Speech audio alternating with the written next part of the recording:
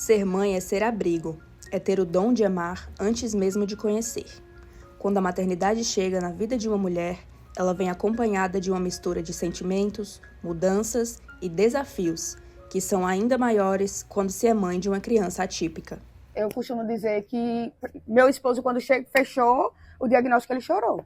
Porque, você ficou feliz em seu filho ter um CID ou seu filho ser taxado com alguma coisa. Não, a gente ficou aliviado de meu filho passar a ter dignidade, porque, infelizmente, a dignidade precisa de um documentozinho lá com o CID para dizer, e às vezes ainda não chega, é difícil. A gente tem que lutar bastante.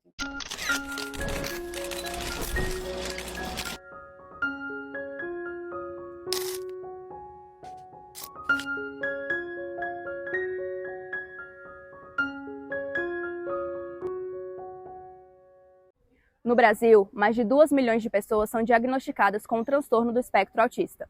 A maioria são crianças, de 5 a 9 anos. É nesse cenário que muitas mulheres dedicam a vida a cuidar dos filhos atípicos, conciliando terapias, acompanhamento intensivo e o desafio de conciliar maternidade e autocuidado. A criança atípica é toda aquela criança que tem um funcionamento cerebral diferente. Geralmente ela vai ter um transtorno, né? Digamos assim, existem vários tipos de transtorno, mas dentro da nossa área aqui, o que é o TEA, são transtornos do neurodesenvolvimento. Então, quais são os transtornos do neurodesenvolvimento? Autismo, TDAH, deficiência intelectual também, transtorno do neurodesenvolvimento e transtorno de aprendizagem. Mas também qualquer outro transtorno é considerado uma criança atípica. Daniele Santana conhece de perto essa realidade. Ela é mãe de 2 crianças neurodivergentes, uma diagnosticada com TDAH e a outra com TDAH e autismo. Entre as dificuldades enfrentadas, ela destaca o julgamento sofrido ao priorizar as necessidades dos filhos. Alguma coisa ali que as pessoas não conseguem perceber, mas que você sabe que é um preconceito, então é aquela descontrolada que não deixa passar as coisas muitas vezes, e às vezes eu não deixo, me descontrolo mesmo. Ou a mãe que passa a mão na cabeça, porque os filhos não têm limite, porque acabou de ter uma crise que ninguém conseguiu identificar, que acha que é do nada, mas aí quando você vai conversar com ele, percebe sim que teve um motivo, mas que não é visível para as pessoas, e aí você é tida como a mãe que não dá limites aos seus filhos. É difícil não ser compreendido, sabe? No que, me diga aí então o que é que eu devo fazer que dá certo, sabe? Você que entende tanto do meu filho mais do que eu, me diga como é que eu devo fazer. O diagnóstico traz consigo um processo de adaptação na rotina das crianças, mas também na das mães, que lidam diariamente na defesa pelos direitos dos filhos. A mãe precisa militar muitas das vezes pela criança, ser a voz dessa criança, né? Outra coisa que é muito diferente da mãe típica para atípica é realmente a expectativa de, peraí, quando é que eu posso descansar? Quando é que eu posso parar de lutar? Porque geralmente a mãe atípica ela precisa estar sempre lutando por terapias, lutando por inclusão na escola, lutando por um PEI, lutando para que seu filho seja aceito no parquinho, até num simples parquinho. É sempre estar ali naquela luta, naquela busca para o melhor para o seu filho. A sobrecarga emocional e a busca constante por inclusão fazem parte da rotina das mães atípicas. Entre desafios e conquistas diárias, cada mãe encontra uma forma diferente de acolher e defender os filhos. É o que diz Manuela, mãe de 3.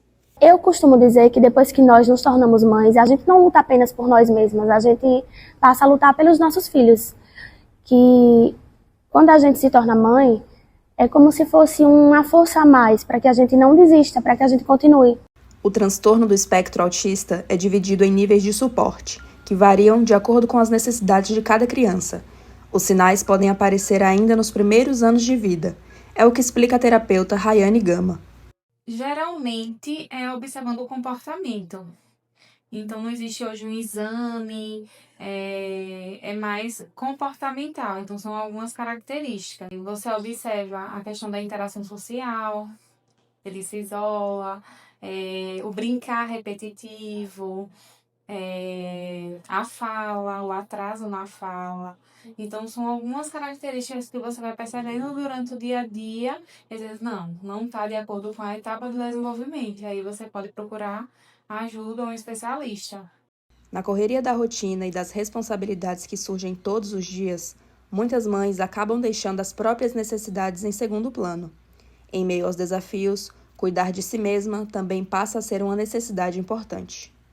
As mães, elas são fortes, elas conseguem tudo que elas desejam para o seu filho. Agora, elas precisam lembrar que sem elas, seus filhos não vão evoluir. Elas são a principal chave. Ela precisa se priorizar, se for também prioridade, que o seu filho vai conseguir, ele vai desenvolver. Mas primeiro ela tem que estar bem. Se a mãe não estar bem, não tem como seu filho estar bem, porque ela é a base de todo o processo terapêutico.